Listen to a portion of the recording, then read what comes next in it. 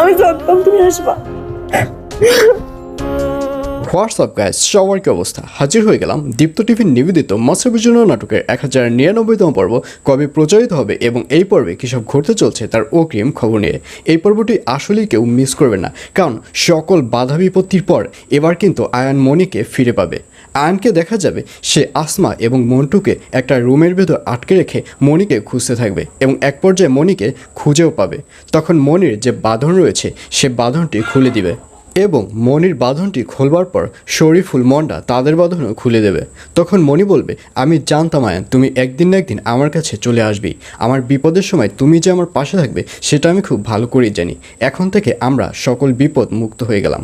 আর এই কথা শুনে ওখানের যে শরীফুল রয়েছে সে বলবে, না পামনি, এখন পর্যন্ত কিন্তু আমরা সকল বিপদ থেকে মুক্তি পাইনি, কারণ এখন পর্যন্ত কিন্তু মমতা ব্যানার্জি অর্থাৎ মমতা বেগম আটক রয়েছে, তাকে কিন্তু এখনও আমরা খুঁজে বের করতে পারিনি।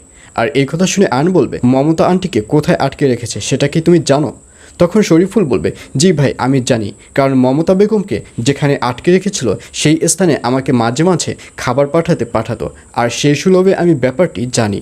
এবং তারা যখন এই ধরনের কথোপকথন করতে থাকবে ঠিক তখনই ওখানে সাগর এবং তুতুলকেও আসতে দেখা যাবে এবং এক পর্যায়ে সাগর, তুতুল, মণি ও আয়ান এবং শরীফুল মমতা বেগমকে যে স্থানে আটকে রেখেছে সেই স্থান থেকে ছাড়িয়ে আনতে যাবে।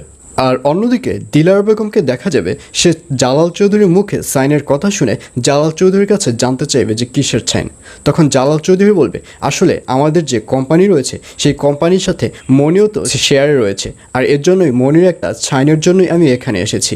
আর এই কথা শুনে দিলার বেগম বলবে, ও আচ্ছা এই কথা।